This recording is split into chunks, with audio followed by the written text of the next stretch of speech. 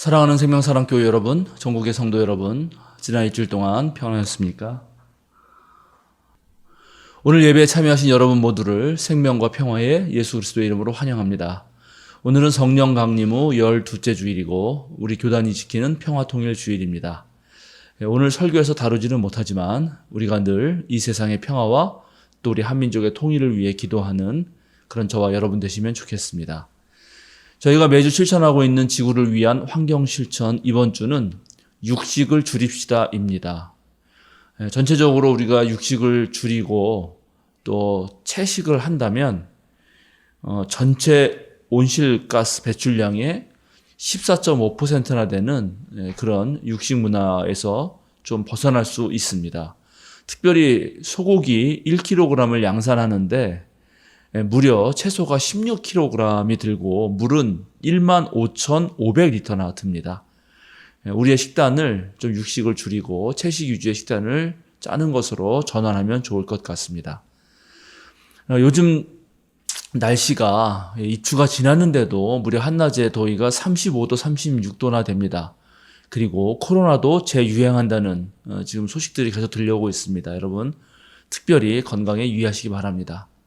이제 성부와 성자와 성령의 임재를 알리는 세 번의 징홀림과 함께 우리 모두 마음을 모아서 영과 진리로 하나님께 예배하겠습니다.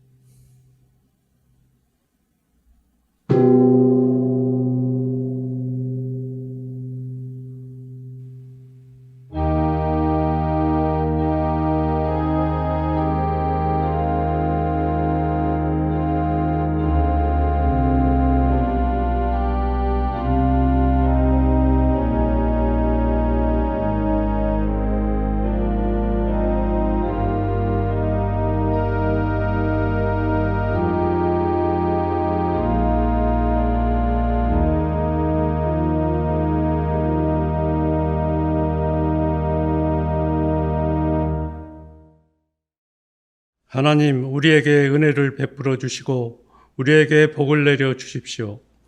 주님의 얼굴을 환하게 우리에게 비추어 주셔서 온 세상이 주님의 뜻을 알고 모든 민족이 주님의 구원을 알게 하여 주십시오. 아멘.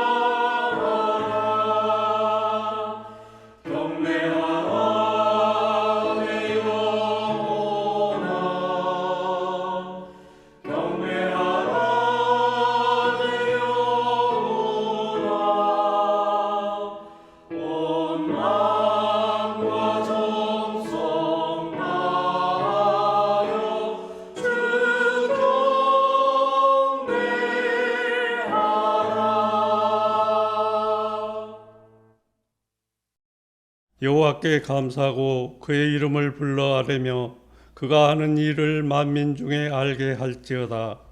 그에게 노래하며 그를 찬양하며 그의 모든 기이한 일들을 말할지어다. 그의 거룩한 이름을 자랑하라. 여호와를 구하는 자들은 마음이 즐거울지로다. 여호와와 그의 능력을 구할지어다. 그의 얼굴을 항상 보할지어다.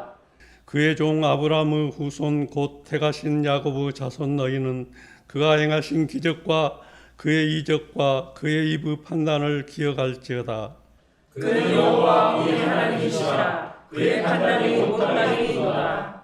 그는 그 언약 곧 천대에 걸쳐 명령하신 말씀을 영원히 기억하셨으니 이것은 아브라함과 맺은 언약이고 이삭에게 하신 맹세이며 야곱에 세우신 율례 곧 이스라엘에게 하신 영원한 언약이라.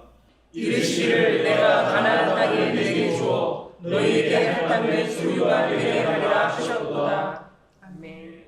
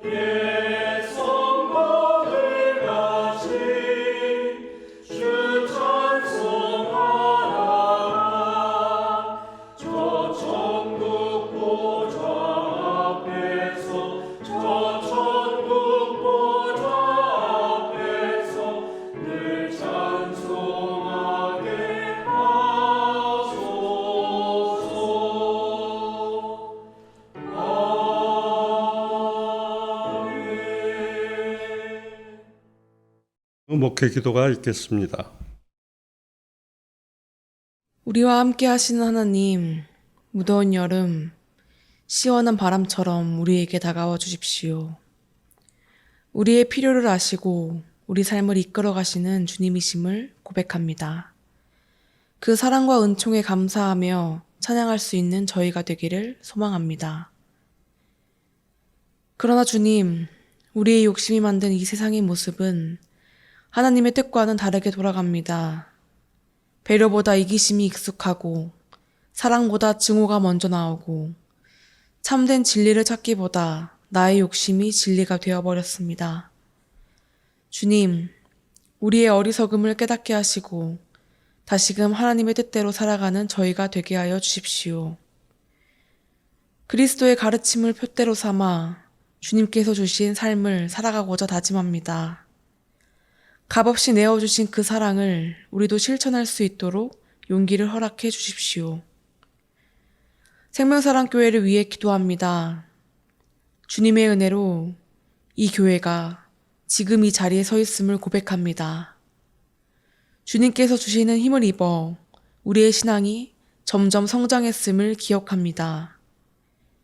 그 자리에 함께하는 저희를 기억하여 주십시오. 우리가 세운 3가지 목표를 향해 나아가는 저희가 되게 하여 주십시오.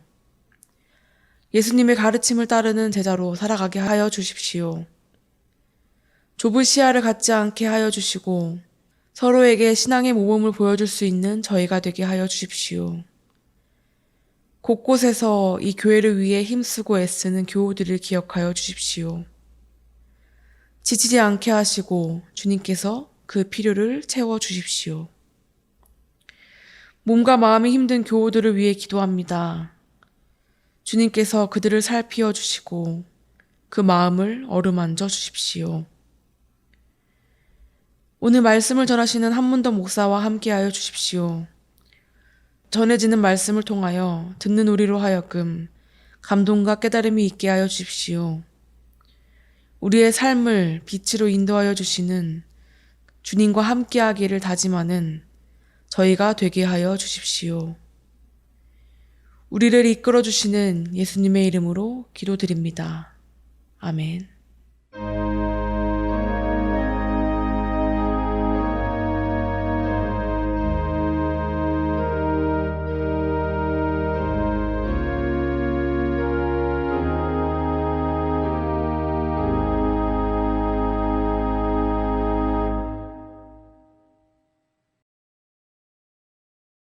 성령 강림 후 12째 주일 우리에게 주시는 성경 말씀은 창세기 17장 1절에서 8절과 요한계시록 3장 7절에서 13절 말씀입니다.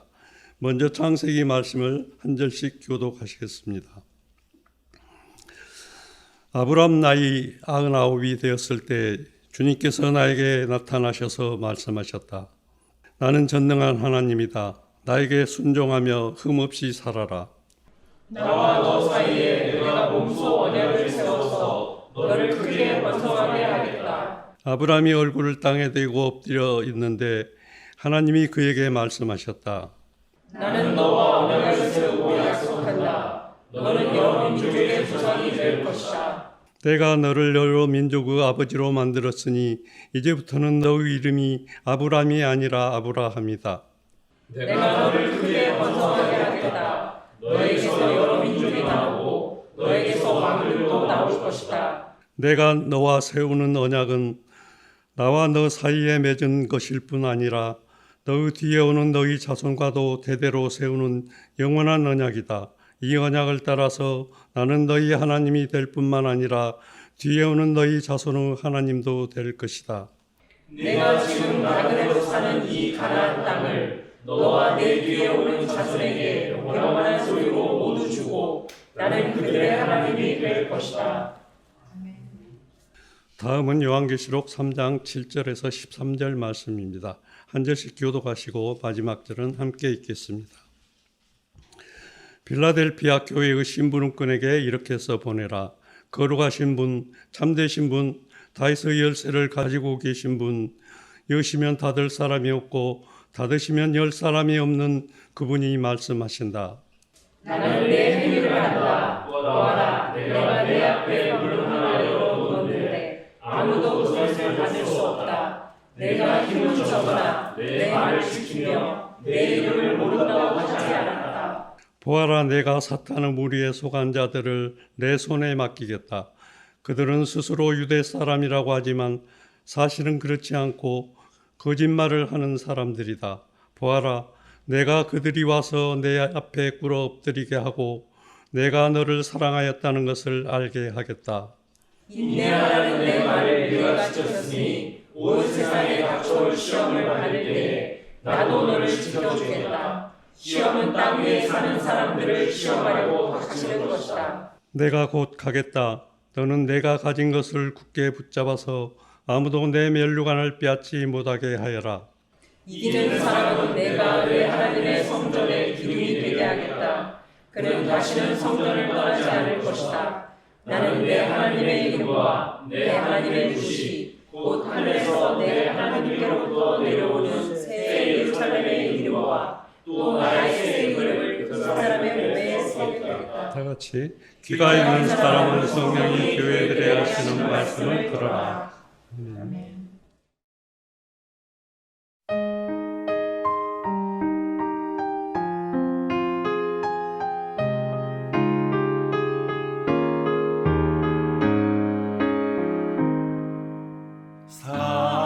사랑으로 세상을 품으시고 따스하게 우리를 다독이시니 이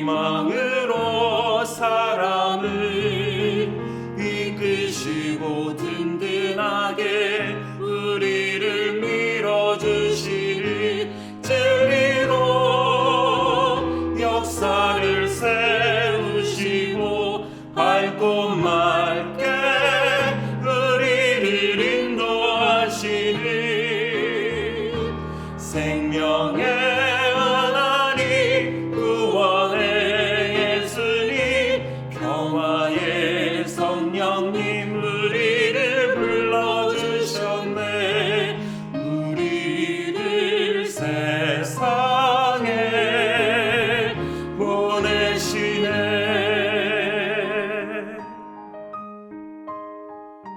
우리는 참된 그리스도인으로서 서로의 다름을 인정하고 약한 이들의 아픔에 민감하게 응답하겠습니다.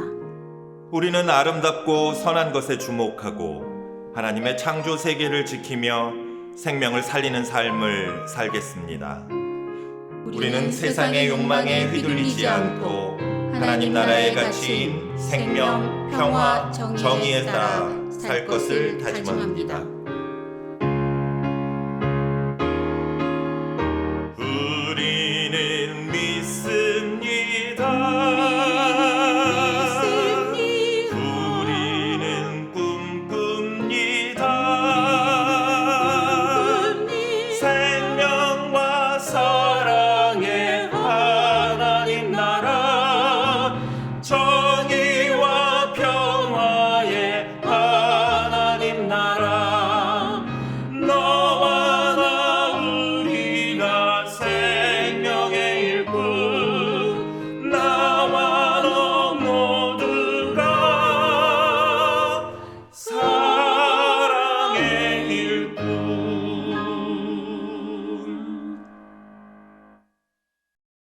한문덕 목사님께서 믿음의 사랑과 성전의 기둥이라는 제목으로 말씀 전해 주시겠습니다.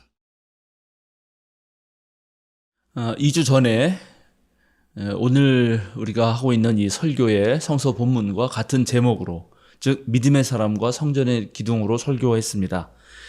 그러면서 제가 왜 아브라함이 믿음의 조상인지를 세 가지로 말씀드렸습니다. 성숙하고 어른다운 그런 신앙의 모습에는 자기가 한 말과 행동에 책임지는 개인적 책임, 또 형제자매와 이웃을 두고 지켜야 하는 도덕적 책임, 그리고 공동체와 우리가 살아가는 이 땅 전체를 늘 염두에 두면서 더 나은 사회를 만들려고 하는 공동체적 책임이 포함됩니다. 아브라함은 거룩한 하나님의 초청에 응답해서 자기를 둘러싸고 있던 모든 굴레, 즉 혈연과 지연에 의해서 규정된 모든 것을 박자고 진정한 자신을 찾아 나섭니다. 또 조카 롯이 잡혔을 때는 자기가 기른 사병 318명을 데리고 가서 롯과 롯의 식솔들을 구하고 롯의 재산을 다 되찾죠. 또 아브라함은 지나가는 나그네를 자기 집으로 모셔들어서 아주 극진히 대접합니다. 자기와 크게 관련 없어 보이는 소돔과 고모라가 멸망당하려고 할 때 그 멸망을 막기 위해서 하나님께 기도하고 간구할 뿐만 아니라 전능하신 창조주 하나님과도 논쟁을 합니다. 즉 아브라함은 어린아이가 어른이 되는 과정에서 반드시 갖춰야 하는 개인적 책임과 도덕적 책임과 공동체적 책임에 충실했던 사람입니다. 앞선 세대인 아담과 하와, 카인, 노아가 실패했던 것을 거울 삼아서 아브라함은 피해자 코스프레를 한다든지 또 책임을 회피하면서 나 몰라라 하는 짓은 하지 않습니다. 아브라함에게는 유체 이탈 화법이나 적반하장의 행동을 찾아볼 수가 없습니다. 그런데 이렇게 개인적, 도덕적, 공동체적 책임을 지고 적극적으로 나서는 사람들이 자기도 모르게 하는 실수가 있습니다. 문제를 회피하지 않고 남들이 꺼리는 일에 대해서도 과감하게 책임지면서 그 문제를 해결했을 때 많은 사람들은 그런 사람들을 존경하고 또 그래서 보통 그런 사람들이 많은 사람을 이끄는 지도자가 됩니다. 그리고 그 지도자가 자기에게 주어진 문제를 잘 해결해 나가면서 성공 가도를 달릴 때 그 사람은 자신이 하는 판단과 행동에 대해서 자신감을 얻게 되고 또 강한 확신에 차게 되죠. 매우 자연스러운 현상이라고 할 수 있습니다. 그런데 바로 그렇게 강한 확신을 가질 때가 또한 매우 위험한 상황이 됩니다. 즉 섰다고 생각할 그때 넘어지기 때문입니다. 우리가 성경에서 바벨탑을 쌓으려고 했던 이들, 바로 그 사람들이 그랬죠. 그 사람들은 한 곳에 모여서 탑을 쌓아 하늘에 닿게 하고 자신들의 이름을 날리고 다시는 흩어지지 말자고 했습니다. 그들은 그럴 만한 능력이 있었습니다. 돌 대신 벽돌을 만들 줄 알았고 진흙 대신 역청을 발라서 틈도 없고 그리고 방수도 잘 되는 그런 멋진 건축물을 만들 수 있었습니다. 전 세계 각지의 사람들을 모아서 거대 제국의 언어를 배우게 해서 아주 일사천리로 도시를 건설해 나갔습니다. 아마 이들은 확신했을 것입니다. 우리가 세우는 도시가 전 세계에서 가장 멋진 도시가 될 것이고 우리의 문명은 전 세계로 뻗어나가는 문명이 될 것이고 또 우리가 쌓은 탑은 하늘에 닿아서 하나님과 맞먹는 그런 위용을 자랑하게 될 것이라 이렇게 생각했을 것이죠. 그리고 우리는 바로 이곳에서 우리가 만든 이 문명에서 천수만수를 누릴 것이라고 그들은 확신했을 것입니다. 그러나 이들이 모르는 것이 있습니다. 바로 창조주 하나님을 제외한 모든 존재는 필연적으로 유한성을 지닌다는 사실입니다. 한계가 있다는 거죠. 한계가 있다는 사실을 우리는 기억해야 됩니다. 이들이 아무리 높이 쌓았어도 하나님은 그 탑을 보기 위해서 내려와야 했다라고 성경은 말하고 있습니다. 즉 한창 잘 나가는 사람이 스스로 놓치는 지점이 있는데 또 늘 성공만 해서 자수성가한 사람이 늘 하는 실수가 있는데 그것은 바로 자기가 틀릴 수 있다라고 하는 것을 거부하는 것입니다. 자기가 틀릴 수 있다는 사실을 눈치채지 못하는 것이죠. 바벨탑을 쌓는 이들은 하늘에 닿을 것이라고 하는 확신이 있었습니다. 그러나 사실 그것은 불가능했습니다. 불가능한 것이 있다는 것을 모르고 마치 전능한 사람이 된 듯 행동하고 그렇게 살아갈 때 바로 거기로부터 온갖 폭력이 발생합니다. 남들을 무시하고 멸시하고 명령하고 강제하면서 억압하는 일들이 생겨납니다. 그건 내가 몰라서 그런 거야 라고 그렇게 말하는 순간 바로 진정 모르고 있는 것이 자기이고 사실 틀린 것이 자기라는 것을 전혀 생각지 못하고 너무 쉽게 남을 업신여기게 되죠. 물론 때때로는 그렇게 확신에 찬 언어가 인간에게 안정감을 주고 불안과 두려움을 물리칠 수 있기도 합니다. 그러나 유한성을 모르는 확신, 틀릴 수 있다는 것을 생각하지 못하는 잘못된 확신은 실로 인류에게 또 이 자연에게 무지막지한 고통을 불러옵니다. 노자 도덕경 2장에는 이런 유명한 말이 나옵니다. 천하 사람들이 모두 아름다운 것을 아름답다고 알고 있다. 그러나 바로 그것이 추한 것이다. 세상 사람들은 모두 좋은 것이 좋다고들 하는데 바로 그것이 좋지 않은 것이다. 동서양의 거의 모든 지혜 전통은 우리에게 좋은 것이 꼭 좋은 것이 아닐 수 있음을, 나쁜 것이 꼭 나쁜 것만이 아닐 수 있음을 알려줍니다. 자연에서는 대체로 콩 심은 데 콩 나고 팥 심은 데 팥이 납니다. 수학에서는 1 더하기 1은 바로 명징하게 2라고 하는 답을 내어놓습니다. 분명 정답이 있고 필연성이 있습니다.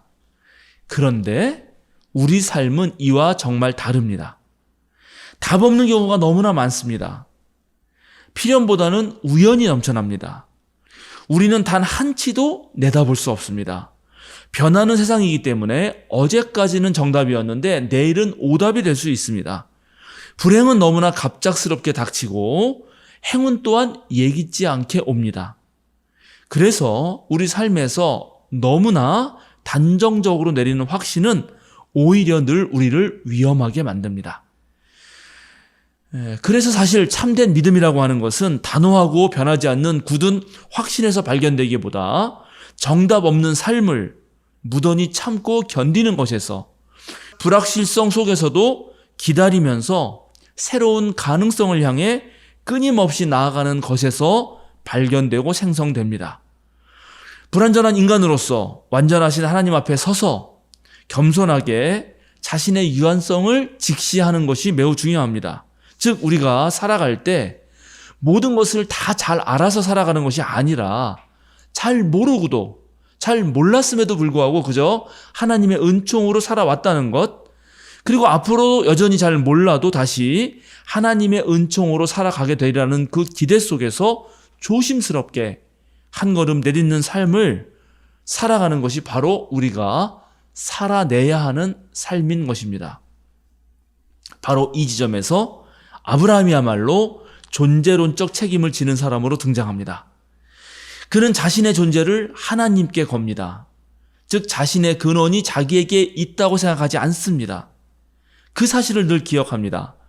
자신을 구성하던 고향 땅과 아버지의 집을 과감하게 떠난 이유도 바로 하나님께 뿌리를 내리기 위해서입니다. 마찬가지로 우리의 존재 가능성은 내 자신에게서 나오는 것이 아닙니다. 나라고 하는 존재는 남으로부터 옵니다. 내가 이 땅에 태어날 수 있었던 것은 먼저 부모라는 나 아닌 사람이 나보다 앞서 있었기 때문입니다. 내가 살아가는 것은 나를 살리는 수많은 남들이 먼저 있었기 때문입니다.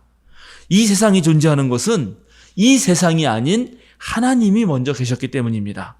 따라서 우리는 우리의 존재를 책임지려고 할 때 바로 이 사실을 명심해야 합니다. 즉 나의 존재는 타자로부터, 남으로부터 들려오는 그 명령 앞에서 세워진다고 하는 것입니다.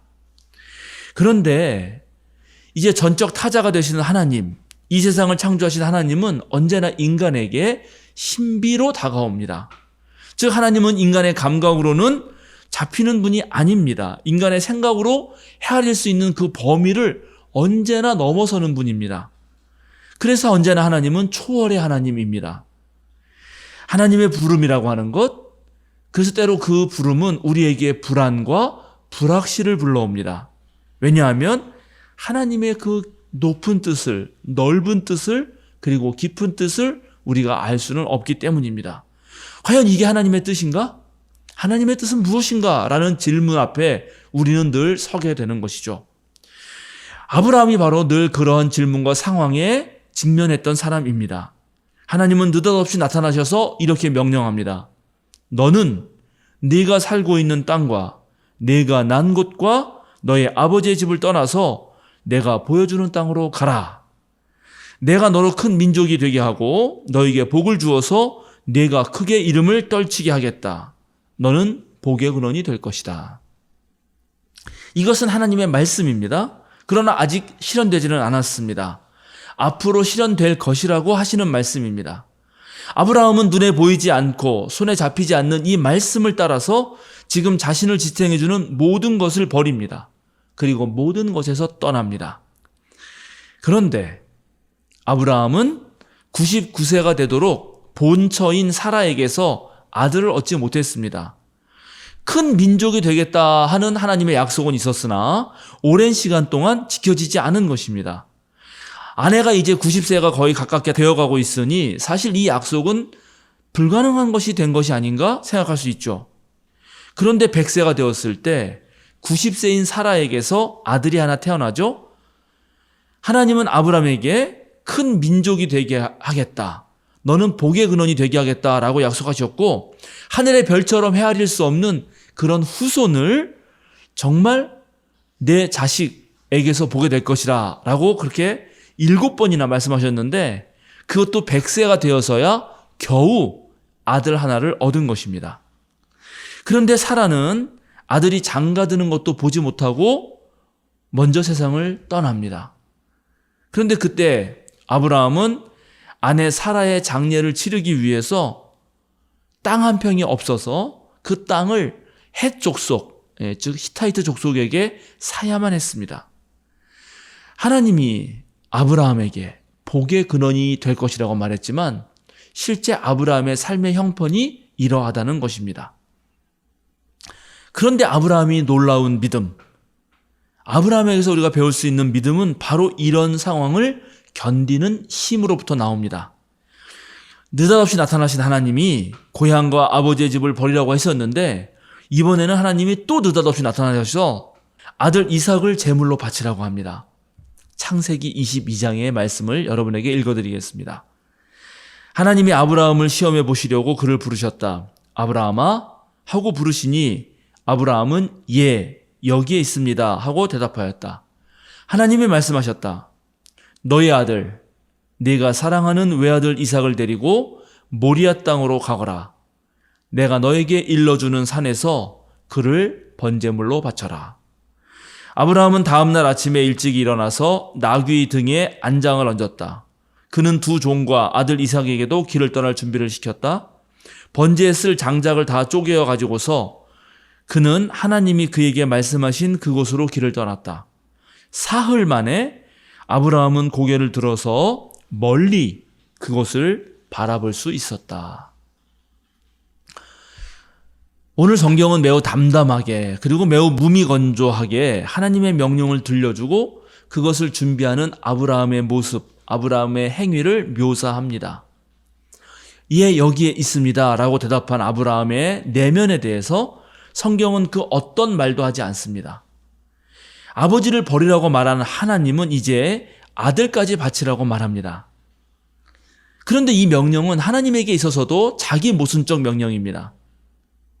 분명 하나님은 아들 이삭을 통해서 아브라함의 후손이 하늘의 별처럼 될 것이라고 말했습니다. 그런데 이번에는 이삭을 바치라고 말합니다. 후손을 만들려면 이삭이 살아 있어야 합니다. 그런데 하나님은 이삭을 양처럼 잡아서 바치라고 합니다. 논리적 모순이고 말이 안 됩니다. 언어 도단입니다. 아브라함은 아들 이삭을 바치기 위해서 그 장소인 모리아 땅으로 가기 위해 사흘 길을 걸어가야만 했습니다. 이 3일의 여정 동안 아브라함은 과연 무슨 생각을 했을까요? 여러분 여기서 잠시 한번 생각해 보시죠. 100세에 겨우 얻은 아들입니다. 성경은 하나님의 입을 통해서 너의 아들, 내가 사랑하는 외아들이라고 말하고 있습니다. 100세에 얻은 외아들, 얼마나 소중할까요? 눈에 넣어도 아프지 않은 아들입니다. 하나님께서 약속하신 아들입니다.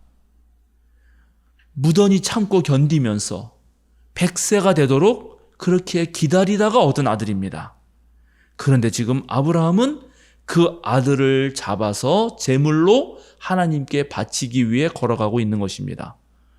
여러분 아브라함의 심정을 생각해 보세요. 여러분 아브라함의 그 마음을 한번 헤아려 보세요. 내가 아브라함이라고 생각하고 그 상황을 한번 떠올려 보세요. 하나님은 이 세상을 구원하시기 위해서 예수를 보내셨습니다. 당신의 아들입니다. 그런데 대제사장과 율법학자들이 그를 로마 법정에 넘길 때 세상이 그를 죽이라고 부르짖고 제자들은 모두 도망가고 군중들이 바라바를 원한다고 외칠 때 하나님은 그 어떤 개입도 하지 않습니다. 하나님은 자기 아들을 로마의 십자가에 매달리게 하시고 죽게 내버려 둡니다. 무려 3시간 동안이나 하늘마저도 어둑해진 그 이상한 대낮에 예수는 나의 하나님, 나의 하나님, 어찌하여 나를 버리시나이까 라고 목 놓아 절규했지만 하늘에서는 그 어떤 대답도 들리지 않습니다. 그리고 오후 3시 예수는 마지막 숨을 내쉬고 고개를 떨굽니다. 무덤에 묻혀있던 3일 동안 과연 예수는 무슨 생각을 했을까요? 창세기 22장 1절에서 4절 매우 짧은 구절입니다. 그러나 우리는 이 구절을 읽으면서 쉽게 넘어갈 수가 없습니다. 이 짧은 구절은 어쩌면 평생을 우리가 이 구절 하나에 매여 있도록 할지도 모릅니다. 아브라함은 도저히 이해할 수 없습니다. 아브라함은 불확실성에 휩싸입니다. 도무지 알 수 없고 헤아릴 수 없는 깊은 혼란과 혼돈 한가운데 서게 됩니다. 지금 아브라함은 단 한마디도 할 수가 없죠. 어쩌면 아브라함은 이삭을 바치기 전에 먼저 자기 자신이 죽은 사람처럼 이미 죽어버린 목숨처럼 되어 있을지도 모릅니다. 그는 눈을 떴지만 세상은 깜깜해서 아마 아무것도 보이지 않았을 것입니다. 그의 발은 지금 걸어가고 있지만 어쩌면 그의 마음은 이미 무너져 내려서 주저앉아 있을 것입니다. 그러나 그런 상황에서 아브라함은 이 도저히 이해할 수 없는 불확실성 속에서도 하나님께 자신의 모든 것을 맡깁니다. 제 존재가 제 것이 아님을 기억하고 불확실성 속에서도 하나님과 함께 걸어갈 용기를 내어보는 것입니다. 성경은 이렇게 말합니다. 그들이 하나님 말씀하신 그곳에 이르러서 아브라함은 거기에 제단을 쌓고 제단 위에 장작을 벌려 놓았다. 그런 다음에 제 자식 이삭을 묶어서 제단 장작 위에 올려 놓았다. 그는 손에 칼을 들고서 아들을 잡으려고 했다. 그때 주님의 천사가 하늘에서 아브라함아, 아브라함아 하고 그를 불렀다. 아브라함이 이삭을 바친 이야기를 시작하면서 성경은 하나님께서 아브라함을 시험해 보시려고 이런 일을 하셨다라고 말하고 있습니다. 과연 하나님은 아브라함의 무엇을 시험해 보시려고 했던 것일까요? 그렇습니다. 그것은 그의 믿음입니다. 그러면 그 믿음은 어떤 믿음일까요?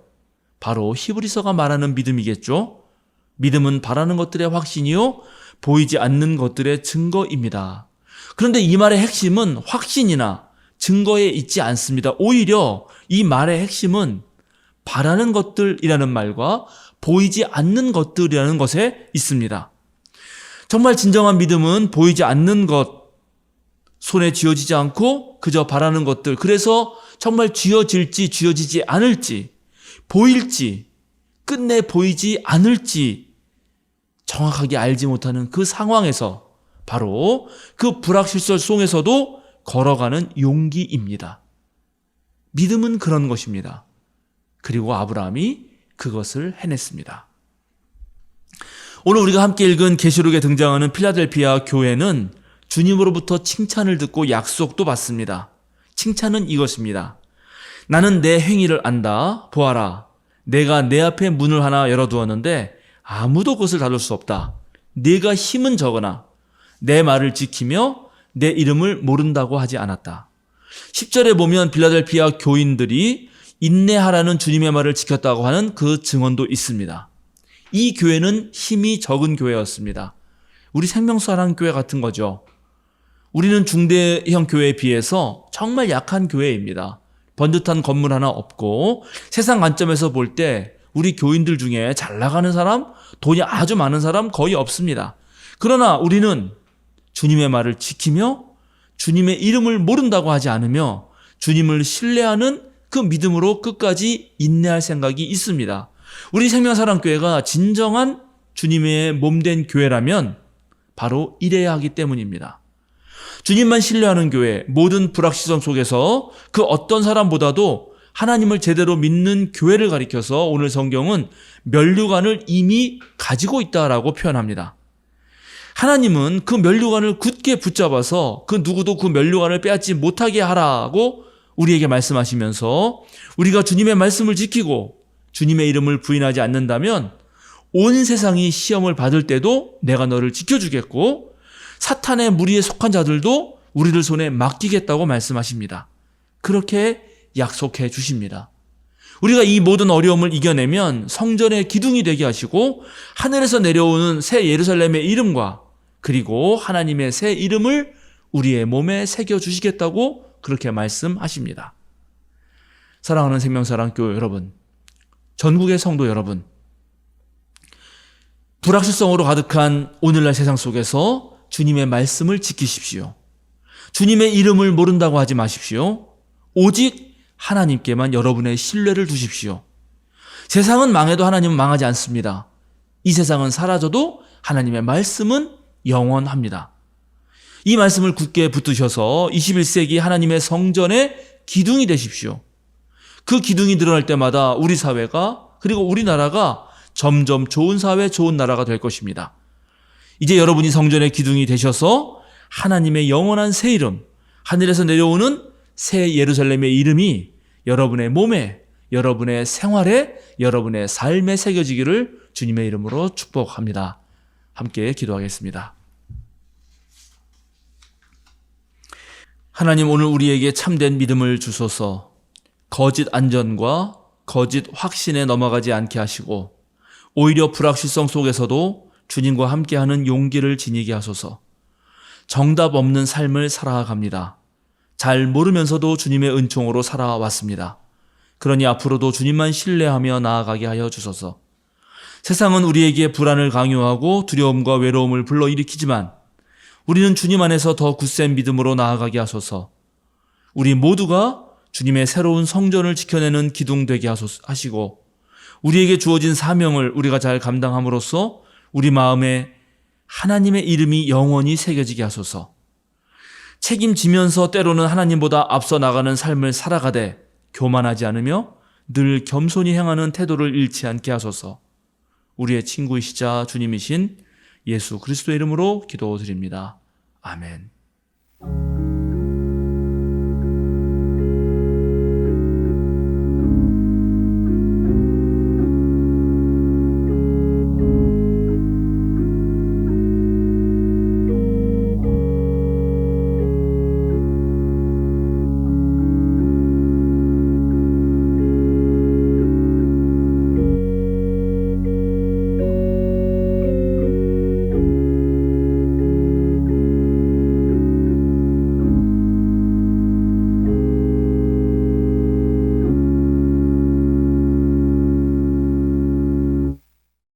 사도신경으로 함께 우리의 신앙을 고백하겠습니다. 나는 전능하신 아버지 하나님 천지의 창조주를 믿습니다.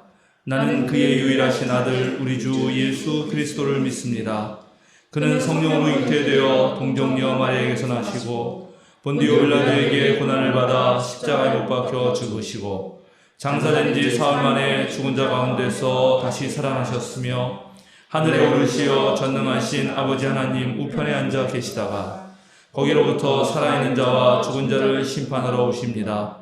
나는 성령을 믿으며 거룩한 공교회와 성도의 교제와 죄를 용서받는 것과 몸의 부활과 영생을 믿습니다. 아멘. 보냄 찬송 432장 큰 물결이 설레는 어둠 바다 다 함께 부르시겠습니다.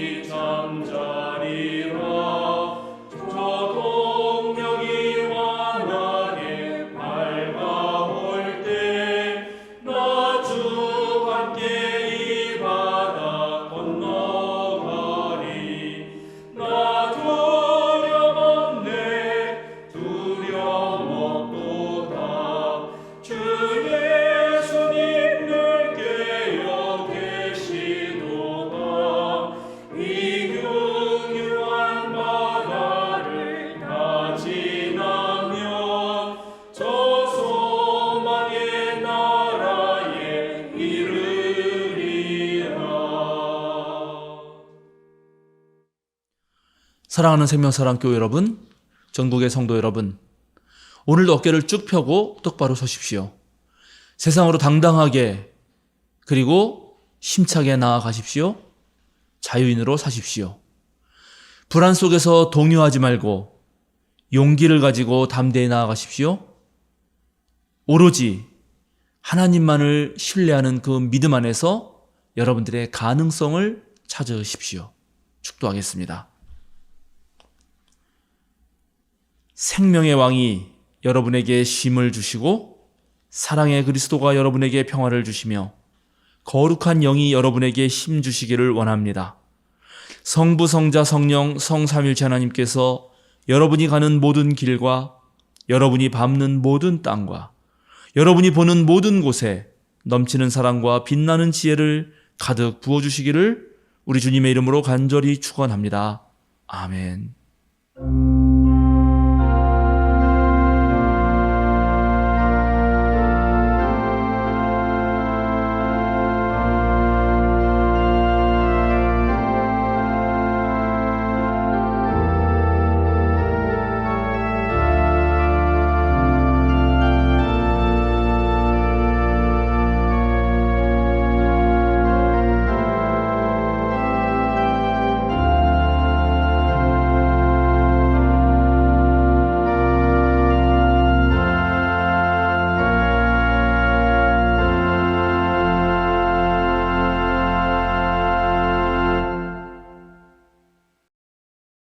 알림과 사귐 시간입니다. 오늘은 성령 강림 후 12째 주일이자 평화통일주일입니다. 오후에는 신도의 원례가 있습니다. 창립 12주년 기념 오션 플로깅 행사는 8월 31일 토요일입니다. 당일로 다녀오기로 더 좋은 장소를 찾고 있습니다. 장소와 세부 일정은 추후 종교인 카톡방에 안내하겠습니다. 준비위원회는 박지영 집사, 김은숙 권사, 고동욱 집사, 목회실입니다. 교회 문패를 제작했습니다. 가정별로 하나씩 가져가시기 바랍니다. 8월 추천 도서는 아우구스티누스 고백록입니다. 8월 12일 오전 10시에서 12시까지 도봉 서원종합복지사회관에서 우리 교회 공간을 사용합니다. 생명사랑교회 목회자 수련회를 잘 다녀왔습니다. 8월 22일 목요일 저녁 8시에 떼제 기도회가 있습니다. 8월 24일 토요일 오전 11시 박은옥 집사 아들 김인철 군과 고다연 양의 결혼식이 있습니다. 장소는 서울대학교 교수회관 2층입니다. 서울 관악구 관악로 1번지입니다.